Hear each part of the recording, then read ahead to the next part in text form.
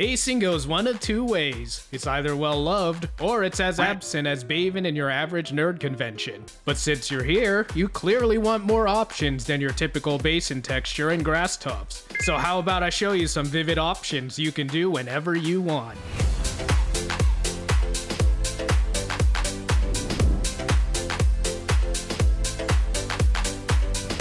As you may already know, using pre-made tufts for very large patches of grass just doesn't look right because of the rounded shape.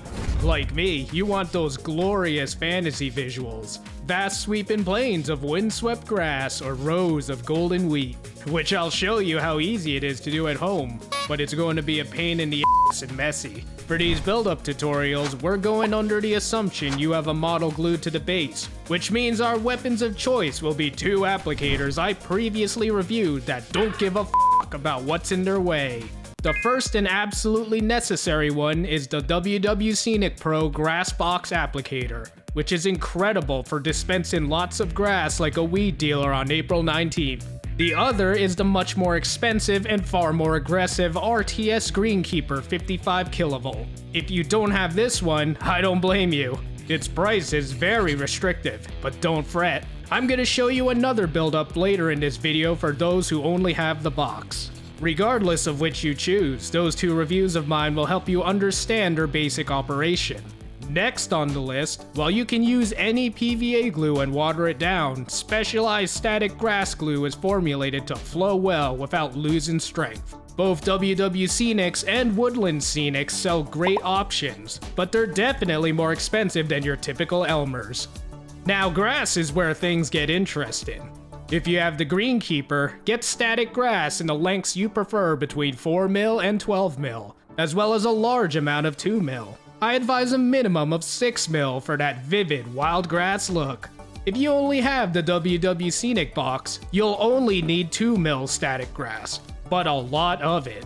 Which colors for both buildups? Whatever you want. Yellow hues for wheat, greens for pastures, brown for highlands, mix and match and so forth. I can't tell what your project is from across the internet unless you sent me pics, and even then, all of them were dick pics. It's best to browse the internet for tufts to get a rough idea what variety you'll need for your base designs. Final thing on the list, your ground basin items of choice. Again, your project, your options. But if I can recommend anything, get some splashes of color to match your grass. For example, I use dirty down moss to help create an illusion of density for my greens, then mix it with some dirt patches. And that's where we'll start. Build up your base as you want, add in your basic ground cover, highlights, and whatnot. Most of it will get covered, so you don't have to be super specific about this. Random rocks, debris, and so forth will help create some Easter eggs among the grass, but are entirely optional. Next step is to prepare a work area for your static grass work, because this is about to get messy. Like, you just landed at Fire Festival messy. Make cleanup as painless as possible by not doing it around your paint station, roommate with allergies, and so on. Now this is where we split into different visual novel paths, starting with numero uno, the Greenkeeper Flex route. Load the RTS Greenkeeper with the longest length grass you wish to apply. Make sure the battery is charged, you have an insulated glove on hand if you need it, and you have the right sized grating. The larger the strands, the bigger the grate you'll need. Now we prep the WWScenic box. Check the battery and pour 2mm grass onto the top plate. Easy peasy.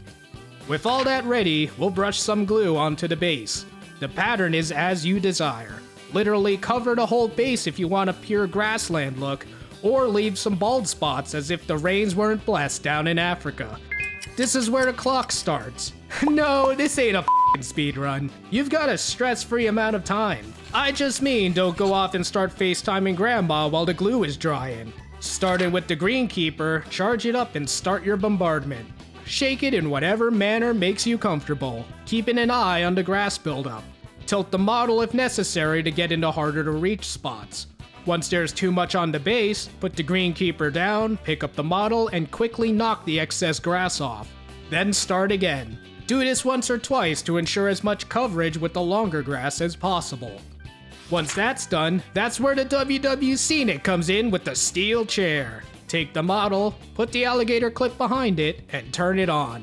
Tilt and wave it back and forth to get good coverage. The long strands will block a lot of the 2mm from getting through, but the ones that thread the needle will hide those last remaining bald spots and increase density. It's like Rogaine, but for plastic planes. Do this stage as many times as you deem necessary.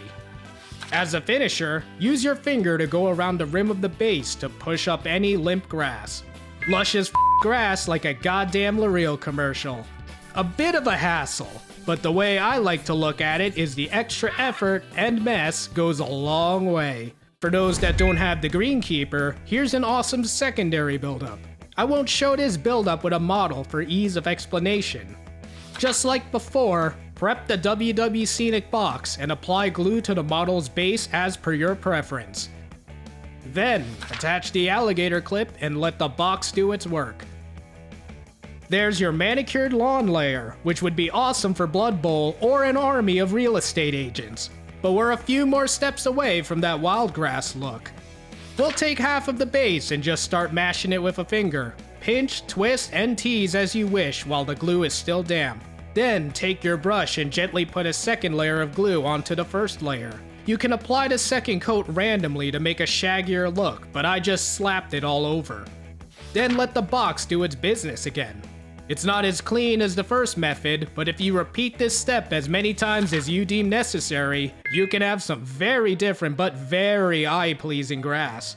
The pinching, twisting, and tapping helped make the grass look much more naturally broken up, and that same concept can be applied to the first build-up. To take it a step even further, you could always leave open space to add tufts or other small third-party plants for ecosystem diversity. A few across dozens of bases will help sell the environment. When you start getting more bases done, you quickly get the impression of a sweeping grassland or prairie. Really makes your army stand out compared to the more common basin methods. That said, I hope these gave you some great ideas on how to use the applicators to make some stunning base results. Thanks for stopping by, have a f***ing awesome day, and I'll see you next time!